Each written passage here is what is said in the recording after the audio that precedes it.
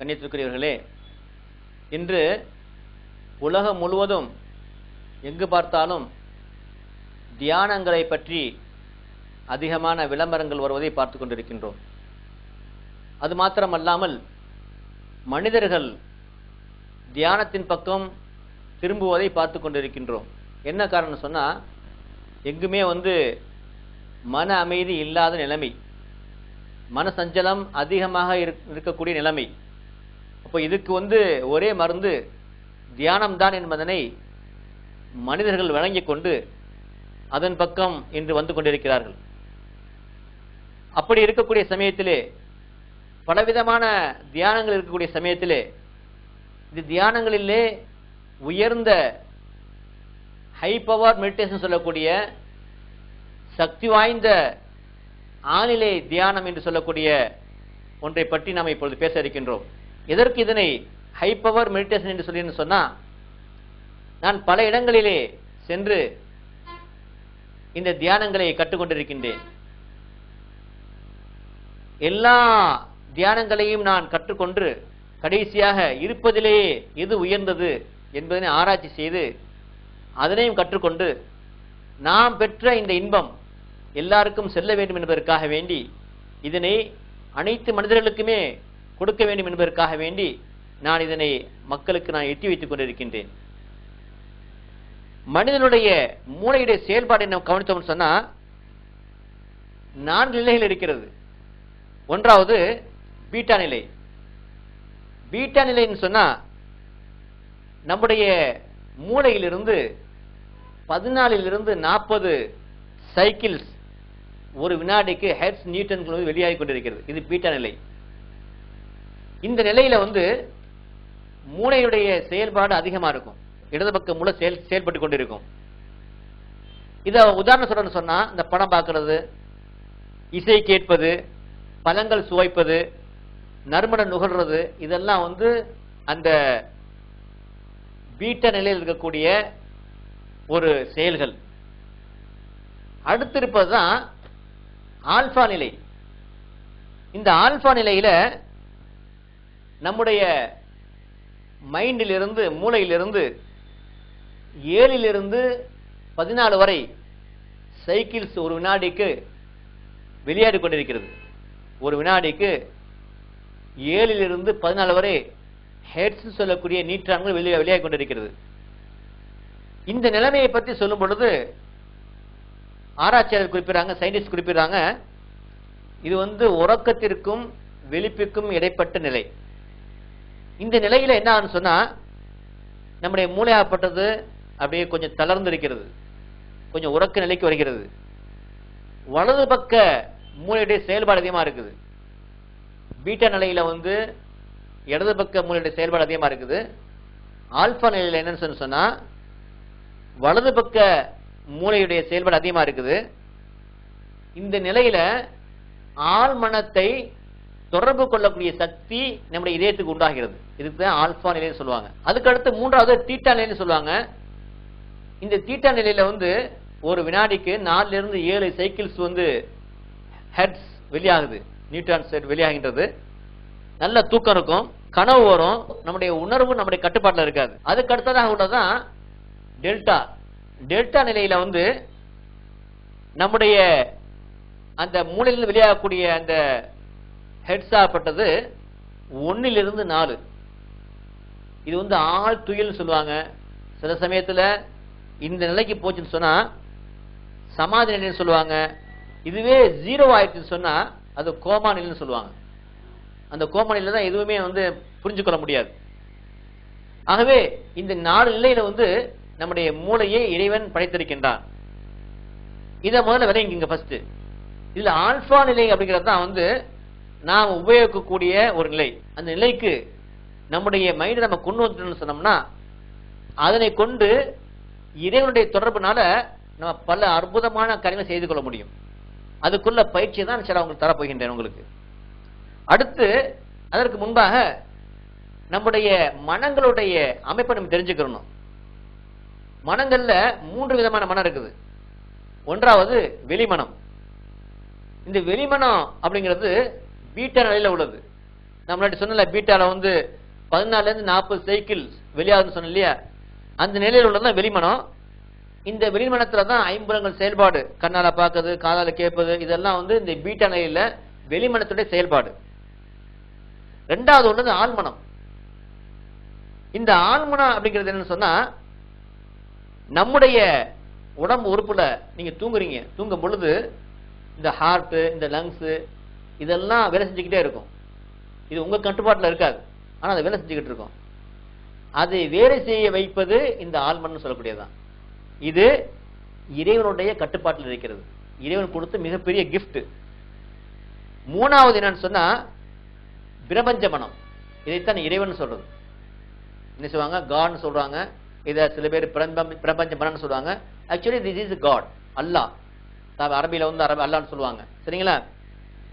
இது என்னன்னு சொன்னா வானம் பூமி அனைத்தும் நிர்வகிக்கக்கூடிய ஒரு சக்தி, பிரபஞ்ச சக்தி. இந்த பிரபஞ்ச சக்தியுடன் நாம் வந்து தொடர்பு கொள்ளும் பொழுது நம்முடைய நியாயமான தேவைகள் நிறைவேற்றப்படும். தகுதியான, நியாயமற்றதான் குறை கொடுக்க மாட்டான்.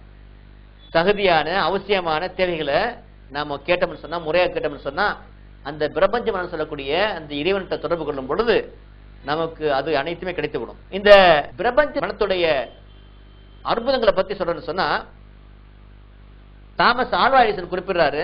அவர் கிட்டத்தட்ட ஆயிரக்கணக்கான கண்டுபிடிப்புகள் கண்டுபிடித்தவர். உங்களுக்கு எப்படி இதெல்லாம் கண்டுபிடிக்கக்கூடிய ஒரு சக்தி கிடைச்சுன்னு சொல்லும் போது, எனக்கு மறைமுகமான ஒரு வழிகாட்டுதல் எனக்கு இருந்துகிட்டு இருக்குது. ஏதாவது நினைச்சு நான் உறங்கினேன்னு சொன்னா எனக்கு அந்த மைண்ட்ல அந்த பிரச்சனைக்கு தீர்வு எனக்கு வரும். மறைமுகமான வழிகாட்டு எனக்கு இருந்ததுன்னு சொல்றாரு. அதுதான் இறைவன். இறைவனுடைய அந்த உதவி இருந்ததுனாலதான் என்ன செய்யறாரு அவரு, அதை அப்படி சொல்லி காமிக்கிறார். ரேடியத்தை கண்டுபிடிச்ச மேரி குயூரி அவங்க குறிப்பிடுறாங்க, நான் வந்து ரேடியத்தை கண்டுபிடிக்கிறதுக்காக வேண்டி பல விதமான கஷ்டப்பட்டு ஒண்ணுமே எனக்கு சரியான முறையில எனக்கு வந்து முடிவு கிடைக்கல. திடீர்னு நான் என்ன செஞ்சேன், ஒரு நாள் காலைல எந்திரிச்சு பாக்குறேன், என்னுடைய மேஜையில ஒரு பேப்பர்ல ஒரு விஷயம் எழுதப்பட்டிருக்குது. அதுல நான் எதுக்காக முயற்சி செஞ்சனோ அதனுடைய ஃபார்முலா இருக்குது. அந்த கையெழுத்தை பார்க்கும் பொழுது அது என்னுடைய கையெழுத்து. அப்ப எனக்கு விளங்குது, என்னுடைய ஆழ்மனத்தின் உள்ள அந்த இறைவன் மூலமாக நான் உறங்கிக்கிட்டு இருக்கும் போது என்ன செஞ்சிருக்கேன், எந்திரிச்சு எழுதிருக்கிறேன். இறைவன் எனக்கு கொடுத்திருக்கிறாரு. ஆகவே அந்த தொடர்பு வரும் பொழுது இந்த அற்புதம் நடக்குது. அதன் மூலமா என்ன செய்யறாங்க, அவங்க அந்த ரேடியத்தை கண்டுபிடிக்கிறாங்க. அதே மாதிரி ஆண்ட்ரூ கார்னிக் சொல்லக்கூடியவர், அமெரிக்காவில் உள்ள மிகப்பெரிய கோடீஸ்வரர். அவரு ஒரு விமானத்துல போயிட்டு இருக்கிறாரு. போயிட்டு இருக்கும் பொழுது அவருடைய பர்சனல் செக்ரட்டரி பக்கத்தில் இருக்கிறாங்க. அப்ப அவருக்கு சின்ன ஒரு தூக்கம் வருது. அவர் தூங்கும் போது என்ன செய்யணும், தூக்கத்திலேயே அவர் தன்னுடைய பாக்கெட்ல ஒரு டைரி எடுத்து ஒரு சின்ன விஷயத்தை எழுதிட்டு வச்சிடறாரு. இதை பார்த்து அவருடைய பர்சனல் செக்ரட்டரி அவர் எந்திரிச்ச பிறகு கேட்கிறாரு, நீங்க ஒரு அற்புதமான விஷயத்தை செஞ்சீங்க அப்படிங்கும் போது என்னன்னு கேட்கிறாரு. நீங்க தூங்கிட்டு இருக்கும் போதே ஏதோ எடுத்து எழுதிட்டு வச்சீங்க, அது என்னன்னு கேட்கிறாரு. அப்ப அவர் சொல்றாரு, அது என்னுடைய எஜமானுடைய உதவி அப்படின்ட்டு அதை எடுத்து படிச்சு பார்க்கிறாரு. இந்த விஷயமா அவர் சிந்திச்சுக்கிட்டு இருந்தாரோ அதுக்கான ரிசல்ட் அதுல இருக்குது. அப்ப அவர் சொல்றாரு, என்னுடைய இறைவன் எனக்கு மறைமுகமான முறையில உதவி செஞ்சுட்டு இருக்கிறான் என்று குறிப்பிடுகின்றார். ஆகவே இந்த ஆழ்மானதுன்னு சொல்லக்கூடிய அதன் மூலமாக இறைவனை தொடர்பு கொள்ளும் பொழுது பலவிதமான அற்புதங்கள் நம்முடைய வாழ்க்கை நடக்கும். அந்த ஆழ்மனதை, அந்த இறைவனை எவ்வாறு தொடர்பு கொள்வது என்பதை நம்ம பார்க்க இருக்கிறோம். இப்ப நம்ம வந்து முதல்ல மூளையுடைய செயல்பாட்டை பார்த்தோம், ரெண்டாவது மனங்களுடைய செயல்பாட்டை பார்த்தோம், மூணாவது பிராணவாயு, நம்ம மூச்சு சுவாசிக்கிறோம் இல்லையா, இது மிகவும் சக்தி வாய்ந்த ஒரு பவர். இது மூச்சு இல்லைன்னு சொன்னா உயிரே கிடையாது. நம்ம உயிர் வாழ்வதற்கு என்ன அவசியமா இருக்கிறது, மூச்சு அவசியமா இருக்கிறது.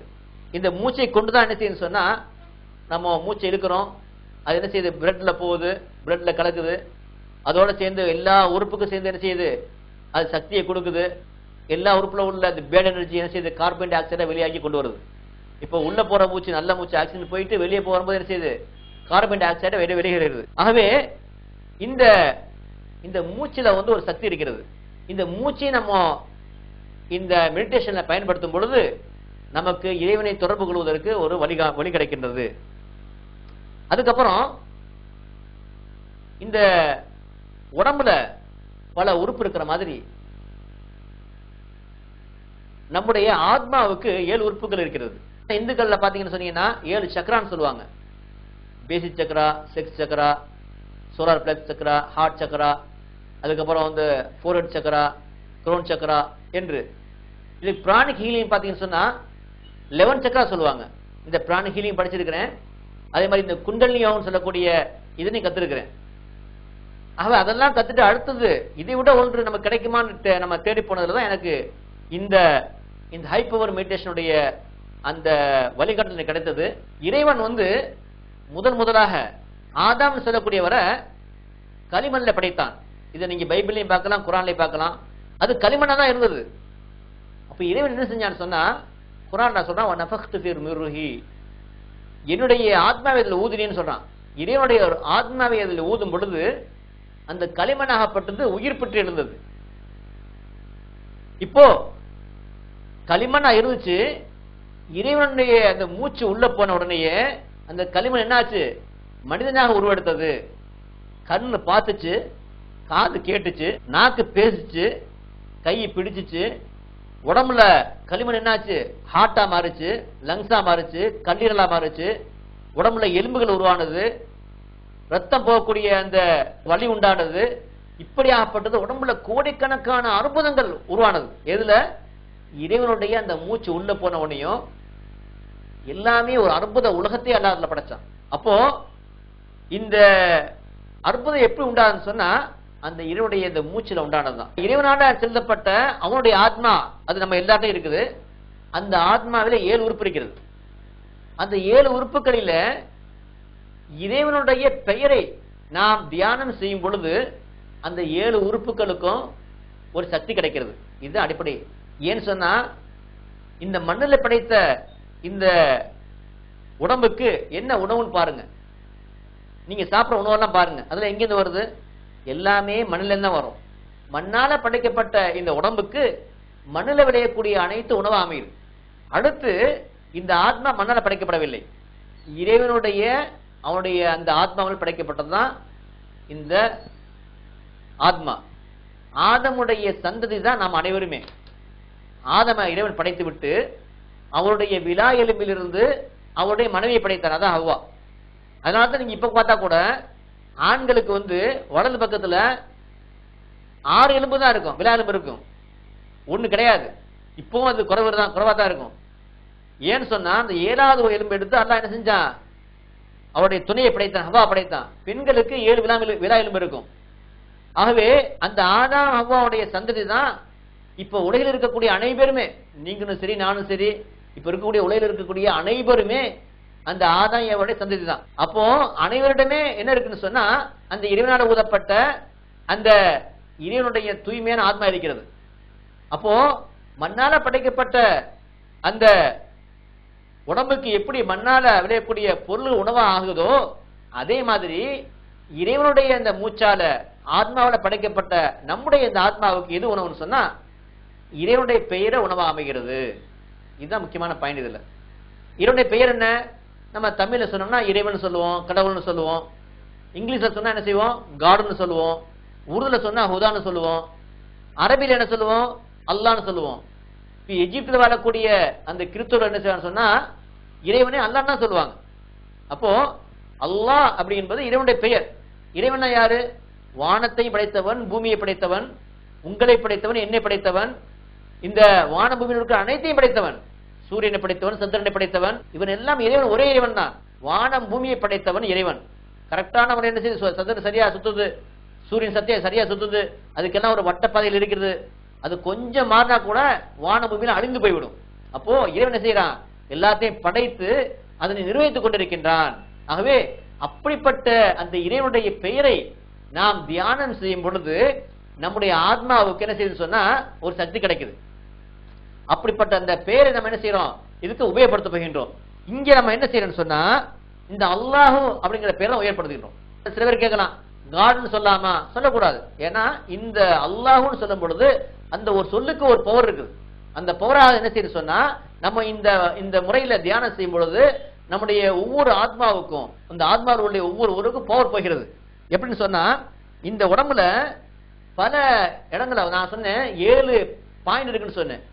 அதாவது சக்கரான்னு சொல்லக்கூடியது, 1வது பாயிண்ட் இடது பக்கம் நெஞ்சு கீழ இருக்குது, 2வது பாயிண்ட் வலது பக்கம் நெஞ்சு கீழ இருக்குது, 3வது பாயிண்ட் இடது பக்கம் நெஞ்சுக்கு மேல இருக்குது, 4வது பாயிண்ட் வலது பக்கம் நெஞ்சுக்கு மேல இருக்குது, 5வது பாயிண்ட் நெஞ்சுக்குள்ள இருக்குது, 6வது பாயிண்ட் நெத்தியில இருக்குது, 7வது பாயிண்ட் உச்சத்துல இருக்குது. இந்த 7 பாயிண்ட்ஸும் நம்ம உடம்புல இருக்குது. இதுல நம்ம குண்டலினி சொல்லுவாங்க. அந்த குண்டலினிய வந்து சரியான ஒரு ஆசிரியர்கிட்ட கத்துக்கலன்னு சொன்னா அது போய் பிரச்சனை உண்டாகும். அது சரியான முறையில் செய்யணும்னு சொன்னா என்ன செய்யணும் சொன்னா பிரச்சனையை உண்டாக்கும், உடம்புல பலவிதமான பிரச்சனை உண்டாகும். ஆனா இந்த முறையில நம்ம செய்யும் பொழுது அந்த குண்டலினி ஆகப்பட்டது சரியான முறையில என்ன செய்யப்படுது, மேலே ஏற்றப்படுகிறது. அதனுடைய பவராகப்பட்டது என்ன செய்யப்படுது, உடம்பு முழுவதும் போகுது, எல்லா சக்தியும் கிடைக்குது. குண்டலினி சொல்லக்கூடிய அந்த மிக சிறந்த ஒரு சக்தியை சரியான முறையில அந்த சரியான இடத்துல போய் வைக்கிறதுக்குள்ள ஒரு வழிமுறை தான் இந்த வழிமுறை. ஆகவே